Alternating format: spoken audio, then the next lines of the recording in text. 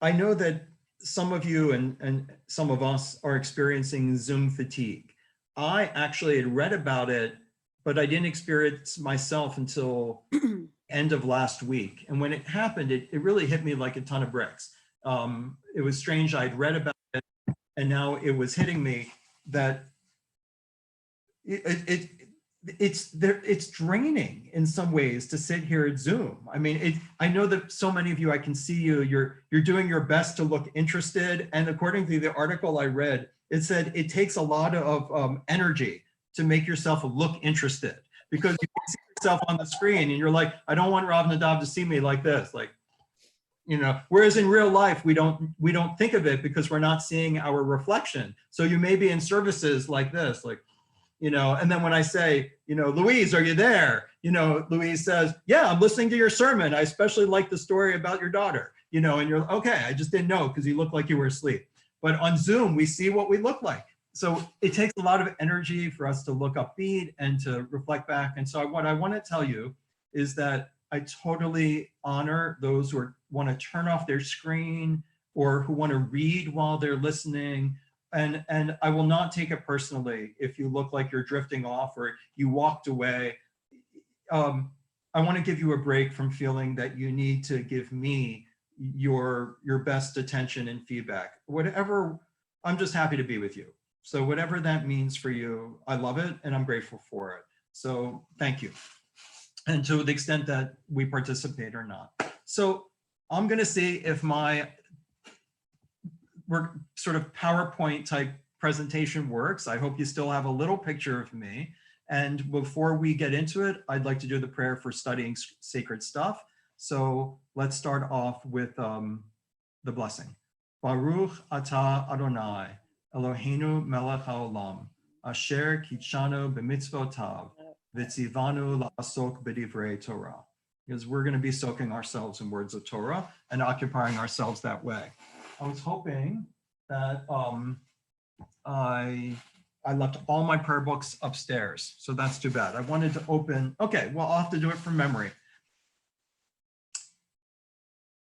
3 times a day in the Amidah, absolutely. So 3 times a day in the Amidah, the standing silent prayer, which in the Talmud is called the prayer. Remember, the service wasn't always this long. For any of you who think I'm a bad Jew because I sometimes want to shave off a prayer here and there, it's because I'm just very much a kind of originalist. Like, I want to live in the world of Rabbi Akiva. I want to live in the world of As a Driven Leaf, Rabbi Meir and Bruria. I want to live in the great rabbis and the life they had, putting together this amazing tradition from what they inherited in our 1,000-year-old country that fell under the Romans, and how they made something beautiful and sustaining and wise out of it. That at some point, all of us want to live in a certain place in Judaism. For a lot of the Orthodox today, they want to live in the beautiful place of the 1800s. They want to live in the shtetl, and they want to live in the Hasidic communities in their mind.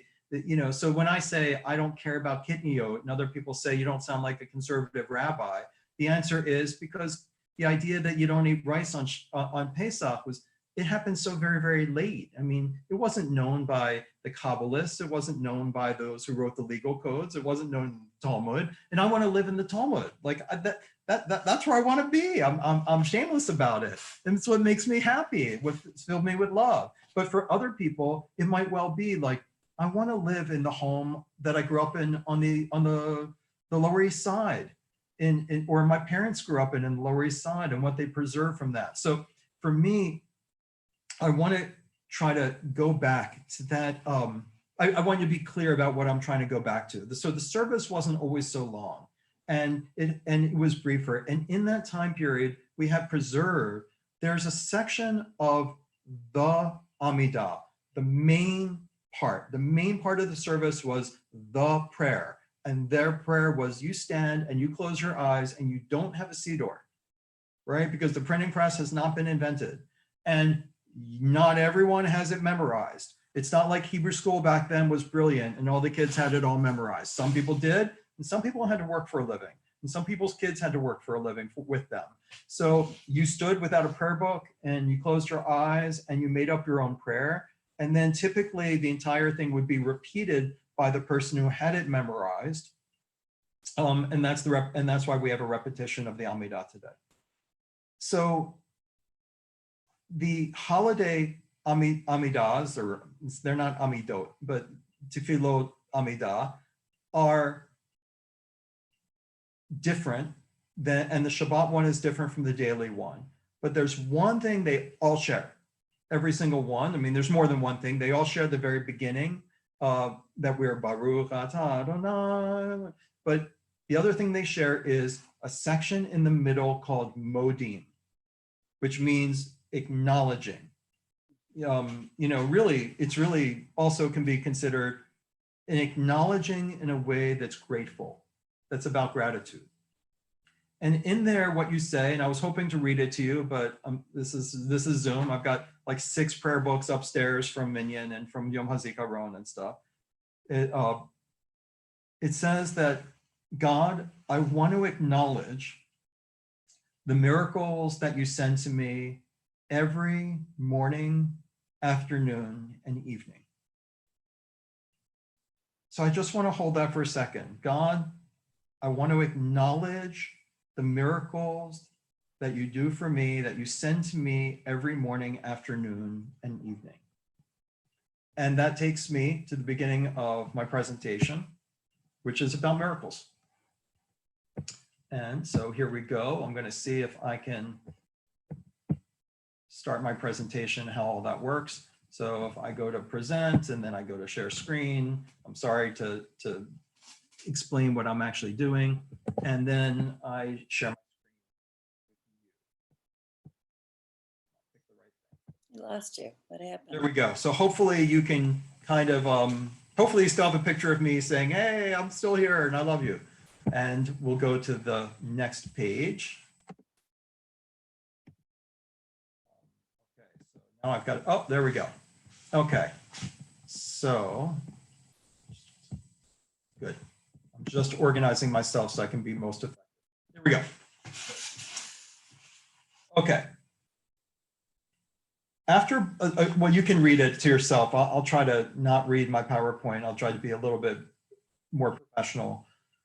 But what does this mean when we apply it to Hanukkah? So if you're going to tell me, okay, what do we mean by miracles? God's doing miracles for me every morning, afternoon, and evening. I thought miracles were what prove that God exists. God split the sea to prove that God exists. God actually spoke out of the sky to all of the Israelites at Mount Sinai, and that's how we know that God's real. I mean, I don't see that God's real every day. I don't get that kind of miracle. And what I, and these sessions are for fun, okay? So I'm not trying to, I hope you get why I do them. I'm trying to be a little contrary, say, what are things that I think might be most misunderstood in the Bible? I'm not trying to do one of those presentations where I tell you everyone else is wrong but me. I'm trying to have fun with you. So like, and I think some of the fun goes down very worthy intellectual avenues. So the first one is, most scholars of religion would probably say that Jews today, and I include myself in it, that my brain is influenced by the theology of Christianity. It's a theology that says if Jesus was just a human being, rabbi, teacher, then there's no salvation through Christ. And he was not the king of the Jews, and he was not the son of God, and therefore his death may have been important and meaningful, but there's no salvation through the cross. If he was not the divine made flesh in a significant way, if he did not heal people, like he healed people in the book, in the Gospels, that's how he showed he was special. And if you say, well, there were a lot of people who healed people back then, and you can look back in the books of Kings and see basically the stories of him healing people seem suspiciously similar to the stories of Elijah and Elisha healing people, and that may be an important narrative coincidence. It's very threatening. because the idea is the performance of a miracle is what proves that that the laws of nature were violated, and they can only be violated by God, and therefore God is real, and therefore many things flow from it. But that's pretty weird if every day you're saying God's doing miracles for me every morning, afternoon, and evening. And you could say, wait, Rabbi, look, the Amidah is just, it's being idiomatic. It's just being idiomatic. It doesn't mean there's really superventions in the laws of nature, in morning, afternoon, and evening. It's being poetic. Come on, let's just view it that way. Absolutely, if you want to view it that way, that's perfectly fine. But I don't know if the rest of the Amidah is thinking of itself as being poetic. And so what if the concept of miracle in Judaism is not viewed through a paradigm of that anyone who would grow up in America in the 20th century would be adopting, because it's in our movies, it's in our TV shows. I mean, everything we imbibe that involves religion has this in it, and Judaism has it in it too.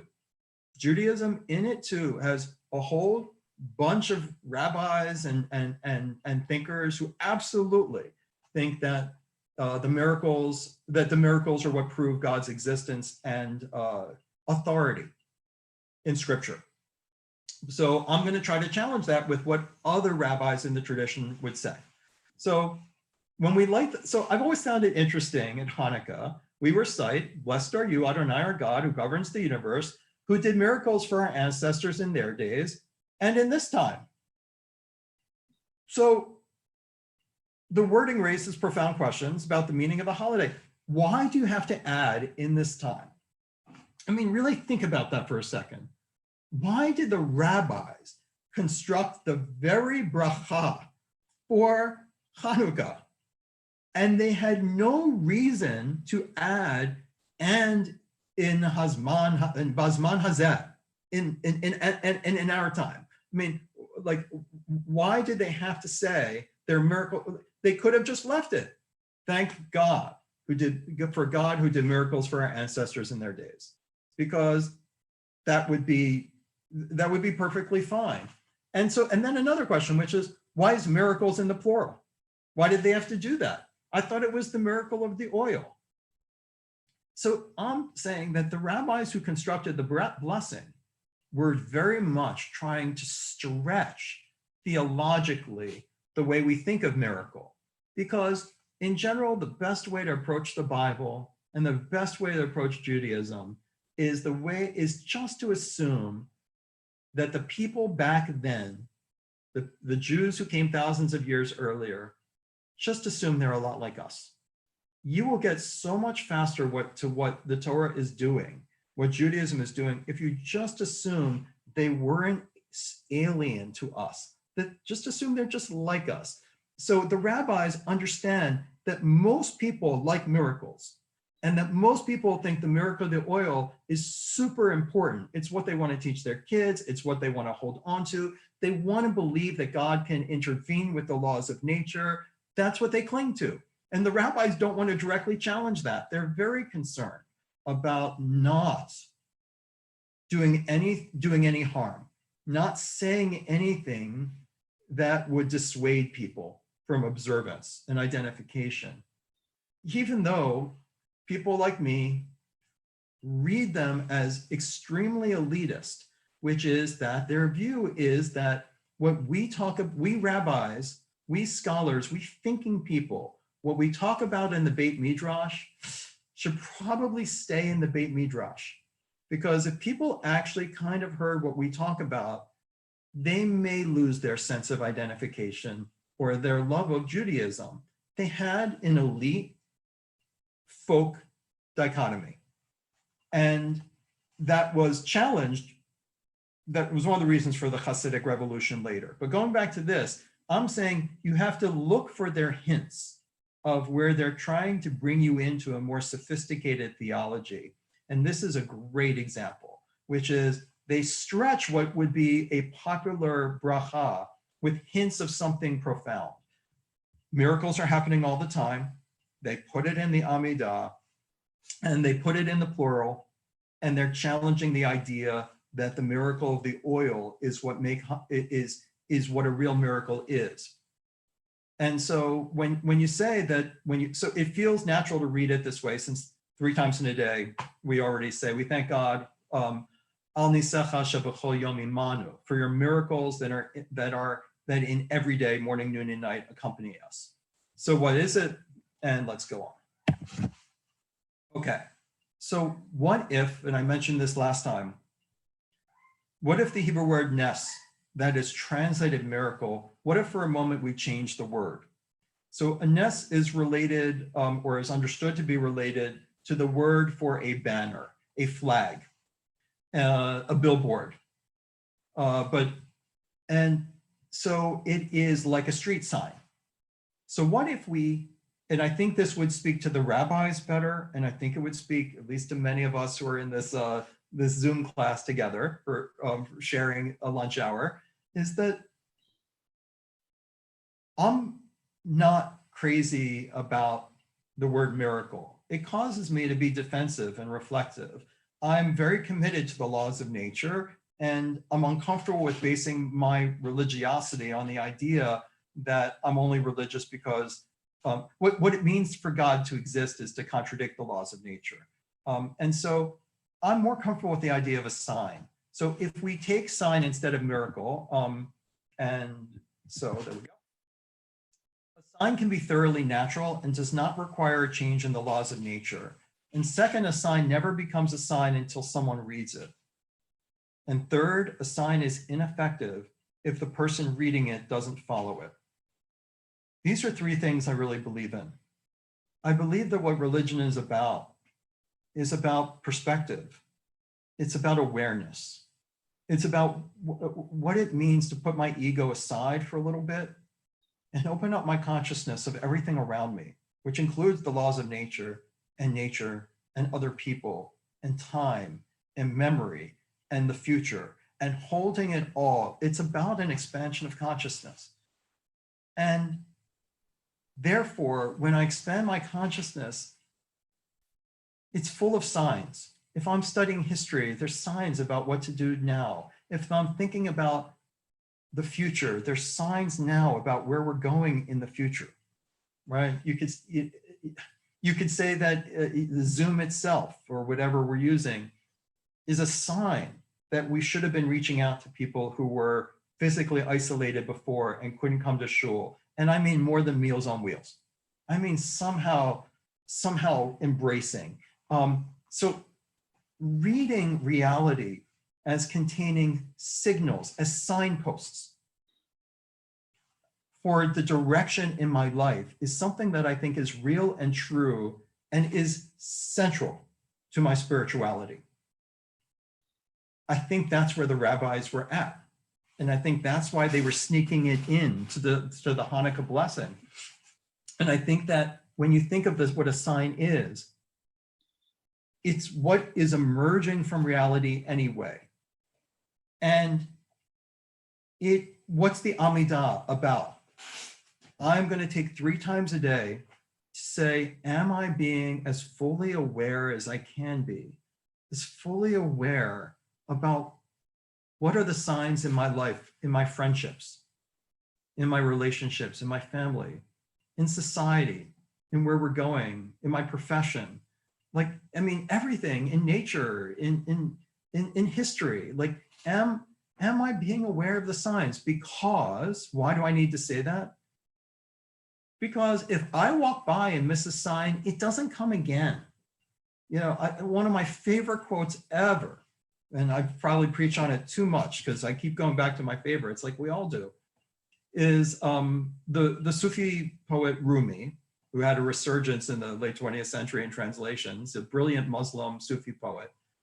One of his things is that the soul speaks. Oh no, actually, I don't know if it was Rumi or if this is Hasid. I'm sorry, this is Jewish. It's from Martin Buber's 10 Rungs. It's Hasidic. The soul speaks, but it never repeats. So pardon me. Jewish. The soul speaks, but it does not repeat. Am I noticing the signs around me because if I don't, they don't repeat. Time keeps moving. And that tells me that my partnership with God is a partnership.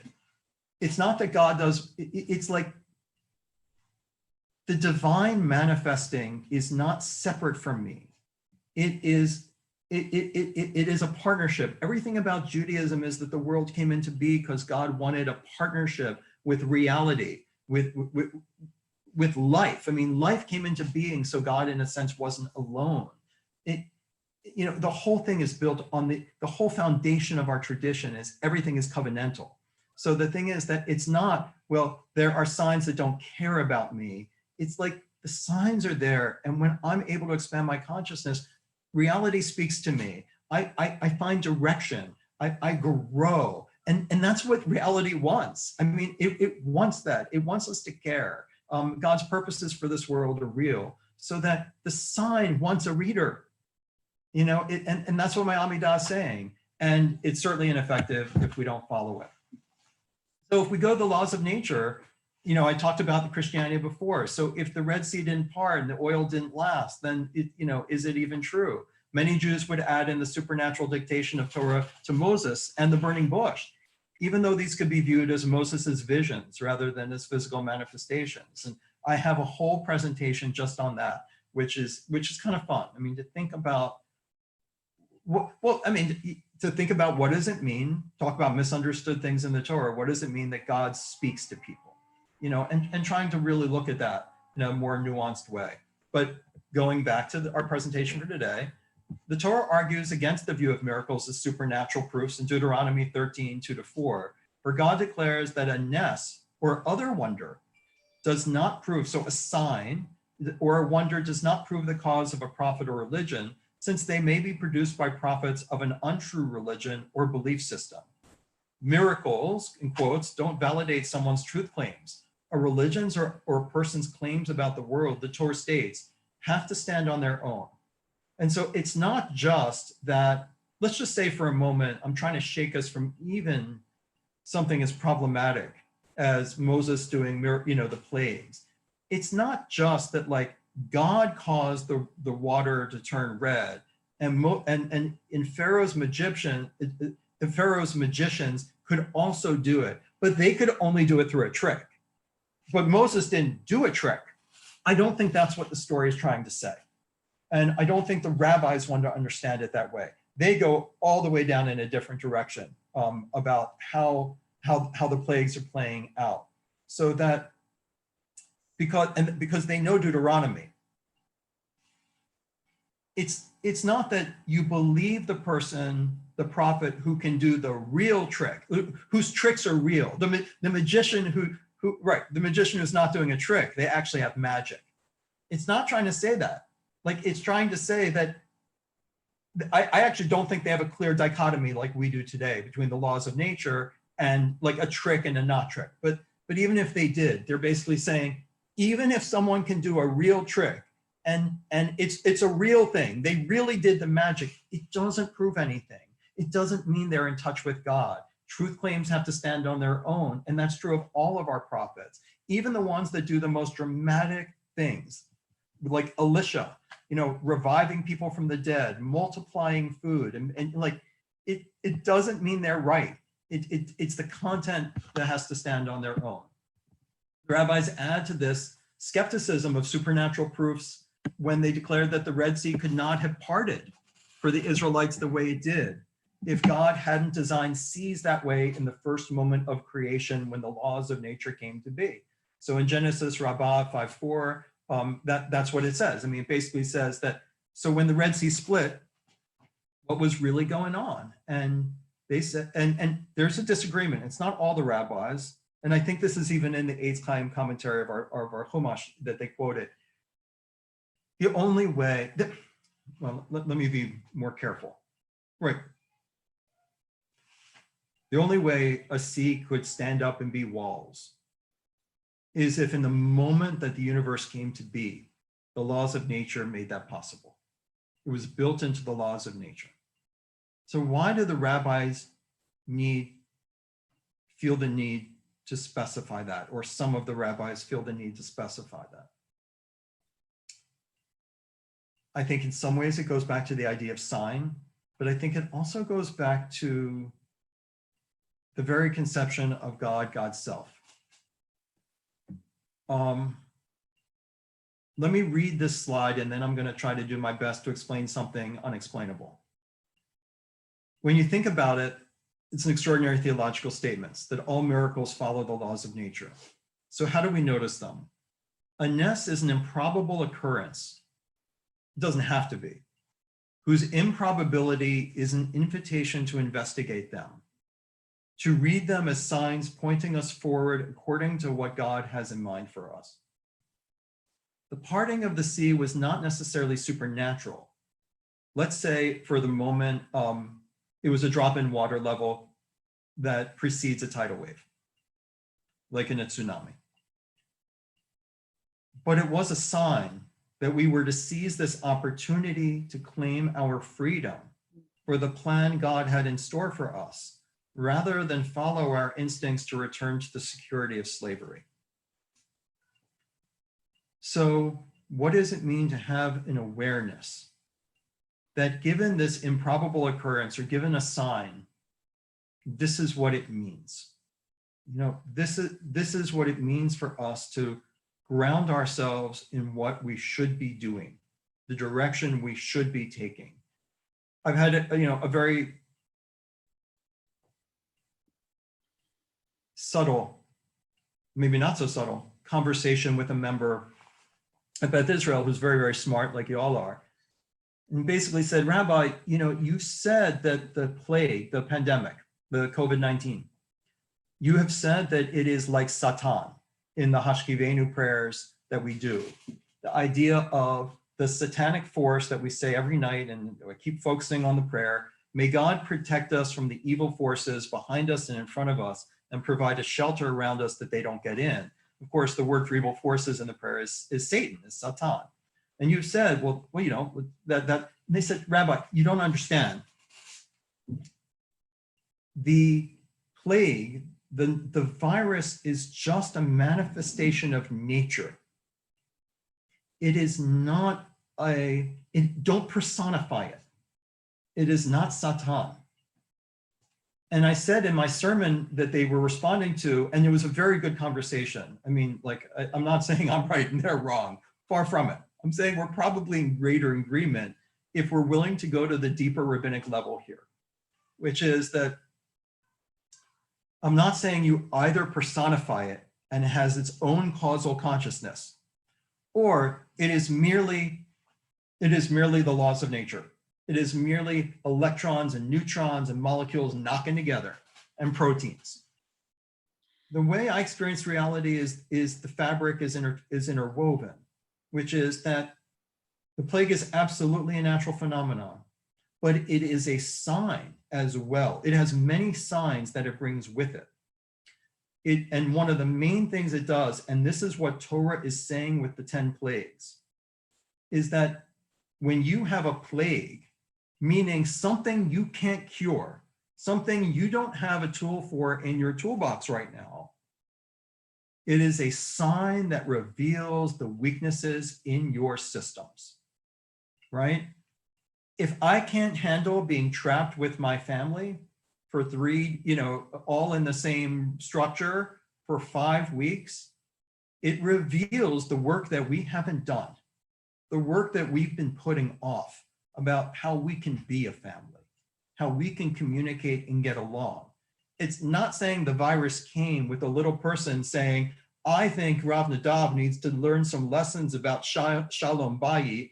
I know it's a virus, but I see reality through Torah. I see that what it's doing is it revealed the weaknesses in my family system. And it's a sign that we can repair them or ignore them. I think it's revealed the weaknesses in our governmental structure. I think it reveals, when it reveals the fact that poor people don't have the computers for their kids to do the online classes they're supposed to be doing. They have what if they have 4 kids and you have poor people who are doing their classes on a phone, and you're trying to fit in 4 Zoom classes for one adult's phone who's on a prepaid plan that runs out, that is only in 2G. I mean, it reveals, how did we let this happen? Why doesn't everyone have high-speed internet. Like everyone knows that we could have made that happen. Like we use it as a way of as seeing it as signs. So I'm trying to get us to a deep place of understanding that nature and God are interwoven. And the easiest way to understand it and the hardest way to understand it is that God is not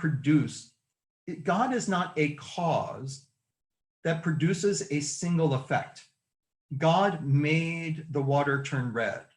God gathered up some locusts and threw them at Egypt. God sent the coronavirus to punish us for, I don't know what some stupid preacher is going to say, for being gay, like they did with Katrina. I mean, like, it's a complete misunderstanding of the Bible. It's a misunderstanding of miracle.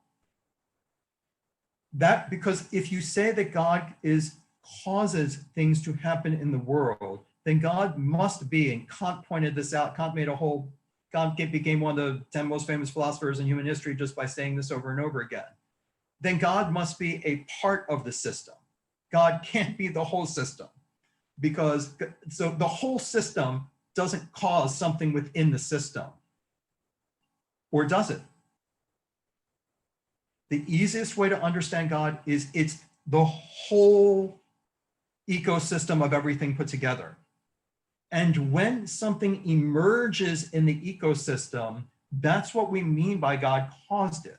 Not that God's caused. So like the fact is that, yes, I mean, did God cause the coronavirus? Well, the coronavirus emerged from our system. And so that, but the system we live in does have mutation. We couldn't live without mutation. I mean, it is part of the natural system. But it can serve as a sign. So that what God is all of the causes and effects mixed up together. So that the rabbis are trying to get us away from the idea that God made the oil last a long time to reveal God's self in the world, and the rest of the time God is hidden. No, we pray 3 times a day, that the signs are around us all the time to try to expand our awareness and to follow God's principles and purposes for this world. And just so we see things in a different way. We can be a simpleton and say God sends a hurricane to punish us for all of our gay behavior, and we can be an idiot. Or we can say that, that how is it that we're building cities in flood zones and we allocate money to build B-2 bombers, but we don't allocate money to reinforce the dikes or the structures that keep it from flooding? I mean, it's not just a random occurrence that New Orleans flooded. You know, it's going to happen again. You know, why is it that, you know, why did God send this terrible erosion of our coasts? Why do we allow private individuals to purchase natural coastline? And then why do we spend taxpayer dollars to reinforce their homes? I mean, like, you know, so like we have to look, these are invitations to examine, they're signs to examine the system in which we live, systems of inequality, systems of how we allocate our resources. And unfortunately, so the plagues basically show the weakness of the system. You guys all probably know my locusts sermon podcast, which is just the idea that the reason the locust plague is the worst ever right now in Africa is because none of the countries that the locusts passed through were able to deal with them, because they're either embroiled in civil war or they're embroiled in ridiculously stupid leadership who can't act they can't do a single thing right. And so the horde just grew and grew and grew. Well, it's not just like, Rabbi, the locusts are no sign whatsoever. You just don't understand the natural world. My attitude is, no, there's an interconnection of the natural world and human behavior. And it was the weaknesses that were betrayed in the countries and the civil wars and the fighting and the lack of leadership across the Mideast that actually allowed the plague to grow. So I want to let you know that, and this is where I get a little bit biblical. So let me go back to what we're looking at, the parting of the sea, the most famous miracle of the Bible. If we go back to that for a second, I'm going to tell you what I believe in terms of biblical criticism. The original story is the Micha Mocha Song of the Sea. Az Yashir Moshe Ubenei Yisrael. So when you see that poetry in the Torah, it's probably hundreds of years earlier than the prose that precedes it. So, and if you look at that story, what it says is God sent a great wind, and the wind caused the waters to gather up, and the Egyptians sank to the floor of the sea like a stone. It says it has a word, it does not have that we walked through on dry ground. And it does not have that the walls piled up, that the water piled up in walls that we walked through the middle of. It has complicated Hebrew that produced a midrash that was true. And that midrash, hundreds of years later, gets put into the Torah right before the song. So that it does say in Exodus, before we have the original story, it does say that the waters piled up in walls so that the Israelites could walk through on dry ground. So I'm a person who wants to say, rather than the later legend, the later midrash, the later folktale, just like the folktale of the oil lasting on Hanukkah, I want to go back to the original. I don't want to live in the legends, right? I want to live in the original Hanukkah. I want to live in the original story of the Exodus. That's just being honest about where I want to be. And when I go there, what I see is, like I said before, the Israelites used the plague and the lack of travel to escape. That makes a lot of sense to me right now, looking out. And then it's like, it did occur, some kind of tidal wave, some kind of tsunami, some kind of other natural event. The ancient Near East, particularly the land of Israel, was a locus of a lot of earthquakes during that time. So you have an event, it's a natural event. I don't need to say that God stomped God's foot to make an earthquake and a tidal wave, because that would just make God a thing within the system. And then that's not God, it's a thing, right? And so that they read the signs as, we have to leave, even though really we want to go back. And I think that's a more interesting original story than adding in the folktale. And you all know that the folktale of the oil lasting on Hanukkah was exaggerated. I mean, it's a later legend that became very, very popular, and the rabbis incorporated as a way of preventing rebellions against the Romans, because they didn't want the story of Hanukkah to be known as the story that it was. So in that way, we don't need that. So I want to see miracles as signs, not as interventions in the laws of nature. And if you say, how can that be? Signs are manifestations that arise from the interconnected system in which we are a part, and we read as best we can those interconnections and what they mean for them. So they're improbable, holy coincidences that point us toward a path of holiness, toward the next step in God's plan for us. I do believe, if you say, so Rabbi, you really just are a naturalist, you really just believe everything's concrete molecules and stuff. And I would say that, well, I have a pretty deep sense that the interconnected system in which we live is a lot more complicated and interesting and hidden than the scientific laws we know. But it doesn't mean that there are supernatural forces. That's just another dichotomy. What we know is natural. What we don't know is supernatural. That's absurd. I'd rather just say there's a lot more going on that we don't know. It doesn't mean God's looking at me and saying, oh, when the pen dropped, God caused it, right? I mean, it's more subtle than that. So I'll give you a solid example, and you probably have tons of them you're thinking of already. I can't tell you how many people have told me, and I've experienced things like this myself, where my mother's died I'm not talking about myself, talking about, God forbid, my mother's died. I'm broken up.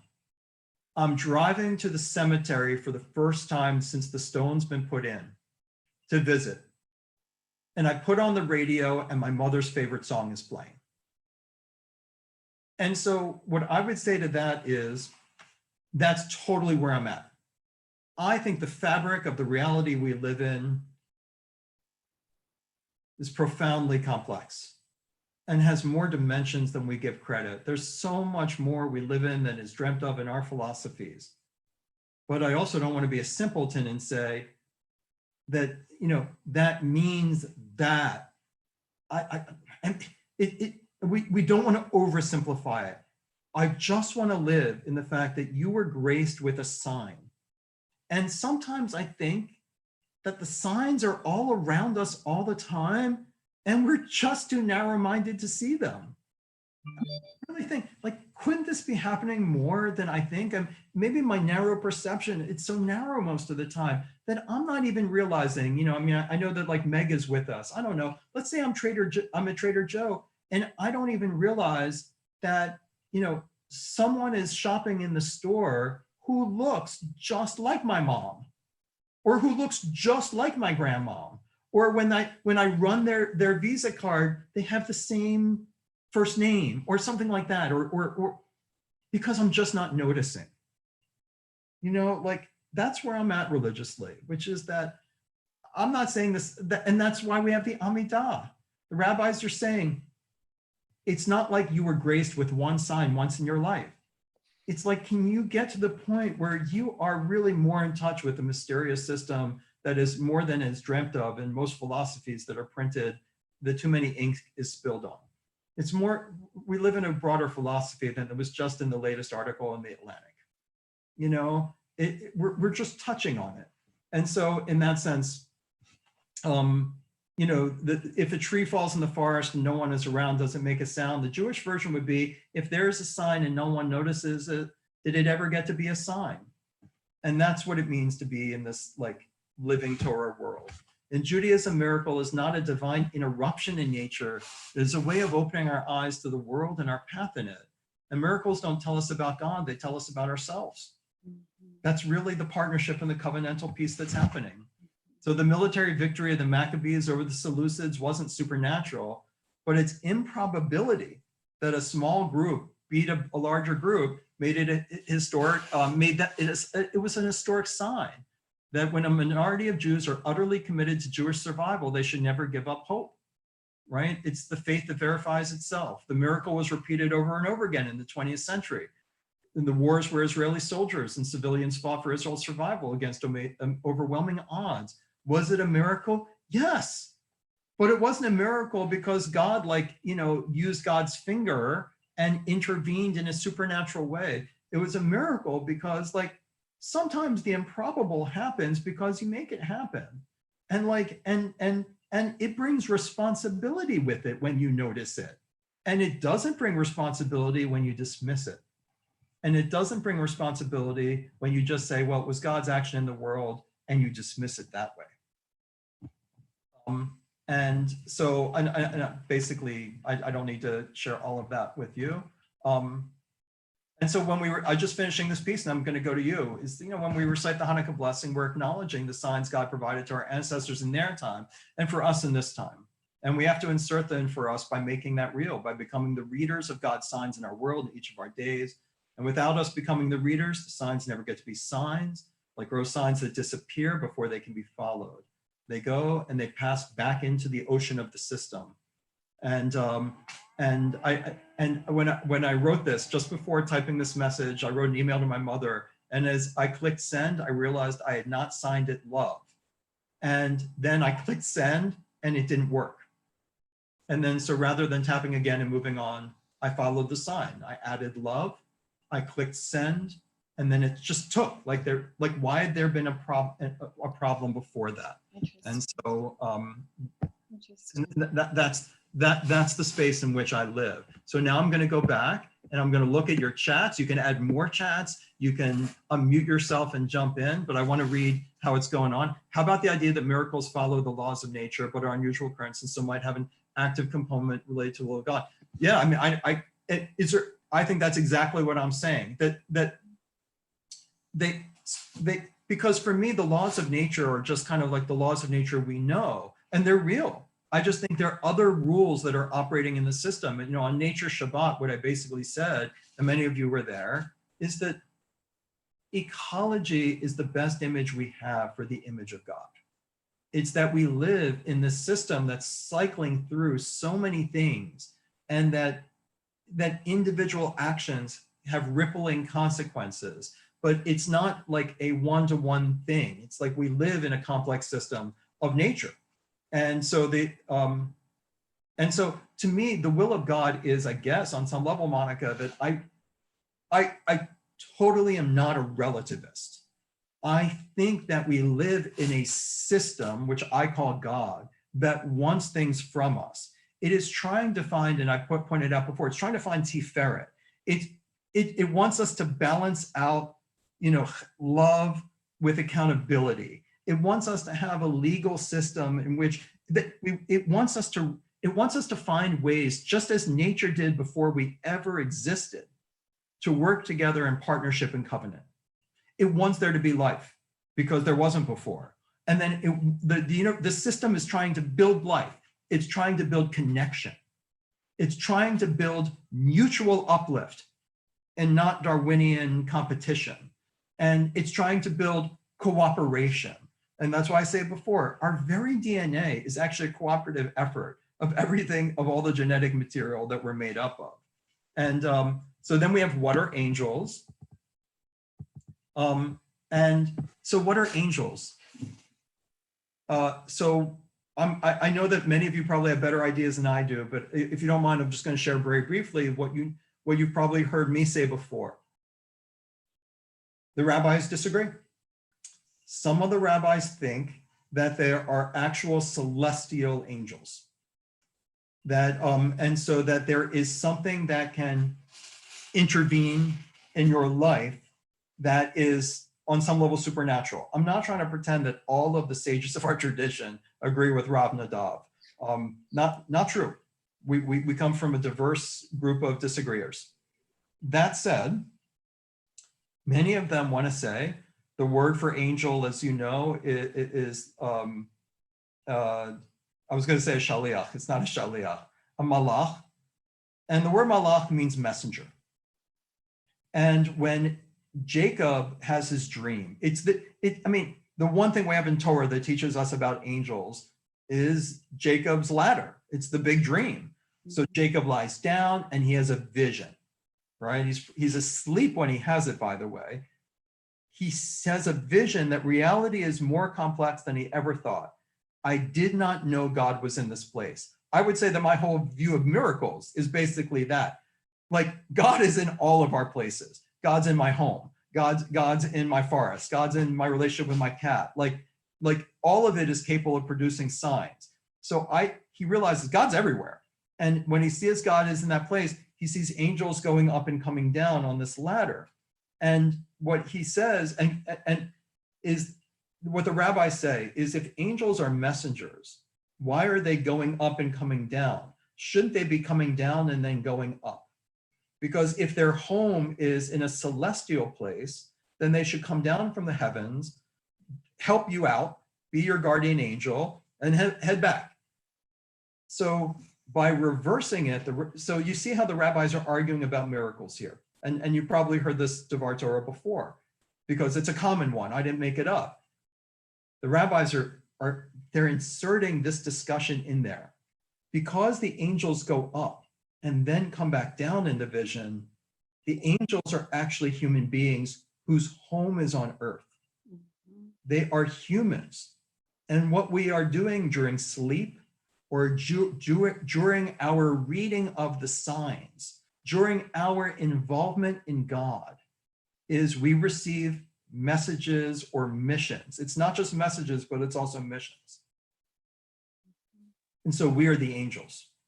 We are those who are supposed to be doing missions for God. And those missions can be unconscious because we could get them in sleep. I don't have to know what my mission is, so that, so that angel, the nurse who brings the child in the hospital, or it's just something, like the person who comes to my 93-year-old father's home, even though they're not supposed to be doing that, to help him understand how not to fall. Or the teacher that takes an interest in my child who's having struggling learning and notices the thing that's preventing them from learning and doing it, that there's no reason to think these aren't the angels in our lives. An angel is the person who graces you with the thing that you need when you need it, and then goes back into the fabric of reality. They're not your grandmother. You know what I mean? They're like, I did not deserve this person to enter in from the system to me and to touch me. And that was that person's mission. And they don't need to have had a personal email from God to tell them to do it. And then can we recognize the signs that are giving us the missions for others? And I'm telling you, I'm missing them all the time, because I know I could be more of an angel in this world. I know that God's sending me more missions than I'm doing. And I'm angry at myself for being so narrow-minded. And I'm angry at myself for being so petty. And I'm angry at myself for wasting my time. And I'm also forgiving of myself, because that's what High Holy Days are about. At High Holy Days, I know God forgives me. The system forgives me and says, we'll send you more signs. It's okay. Don't worry about the signs you missed. That's Kol Nidre. Kol Nidre is, Nadav, you missed a lot of them. They're all forgotten, because I'm going to send you more and go into the future, clean slate. And so that I just think that that's one way of dealing with angels. Another way of dealing with them, just one more time, came out of the healing service yesterday. And I invite everyone to attend. I love the energy of the people in the group, which is that even for the rabbis who said that there are four main celestial angels that surround God's throne, there's Uriel and Gavriel and Raphael and Ariel, can't remember the other one. But that what they actually are, and this is important for our topic for today, and I better end. They actually are not separate from God. They are actually an extension of God. So it's basically a Kabbalistic vision. It comes from Mishnah Avodah Zarah, and it comes from the rabbis who were most schooled in philosophy and Greek science, who were getting already there in the Mishnaic period, in the Rabbi Akiva and Rabbi Meir period I want to live in. They took from science already that it's this system that we're living in that is so complex and rich in the fabric of it. And what they said was basically that what angels are is when we imagine God's throne, which they basically viewed as this flowing energy of God's presence, that God's sending the angel Raphael, the angel of healing, to go heal someone is not what you think it is. What it is it's if you could put on your God glasses and see the invisible ultraviolet rays of God's, of all the invisible natural laws that are going on in a way, the invisible visitations of the dead, the invisible things that are going on, you would actually see that Raphael is actually the extension of God's energy as healing. That there is already a force within the system that is the force of spontaneous healing. And to me, the best book on it is Andrew Weil's book, Dr. Andrew Weil's book, Spontaneous Healing, back from the 90s, where he basically says, we're not healing people.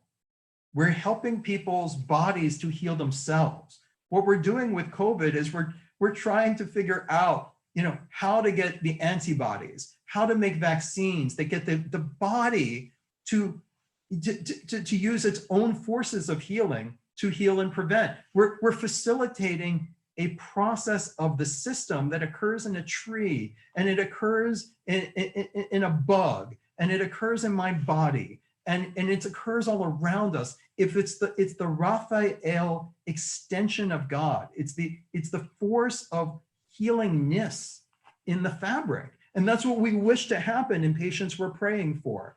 And it's what we're wishing to happen when we say, God, send an angel to heal the person I love. But it's part of the fabric already that we're trying to say, please have this piece work. Don't, have the sea part, in a sense, like, have my path clear, have that force come together. So that's a good place to end it, because we should all got to go. And I told you before, this course is going to end soon, and we're going to switch to a Torah study course where it's discussion based. But I promised a couple of people that I would do this course and share a couple of the ideas that I've hinted at along the way. So you are incredibly kind to join me in what I consider to be more like a PowerPoint party that is happening. My wife tells me PowerPoint parties are a thing now, where people get together in their home, they eat lunch, and like they enjoy PowerPoint together because it gives themselves something to think about. So I hope I gave you something to think about. I know I dominated the conversation. I feel guilty as hell about it. I'll apologize for it on Yom Kippur and hopefully get a clean slate. But thanks for joining me for this hour of passing time thinking about the deep ideas of Torah. God bless all of you. And I hope to pick up the talk of coincidences and the world that we live in throughout our time together. I hope you have a great week, and more power to you. Stay strong, stay healthy, pray for the healing of our system, and I look forward to more opportunities to learn together. Take care. Thank you. Thank you. Thank you.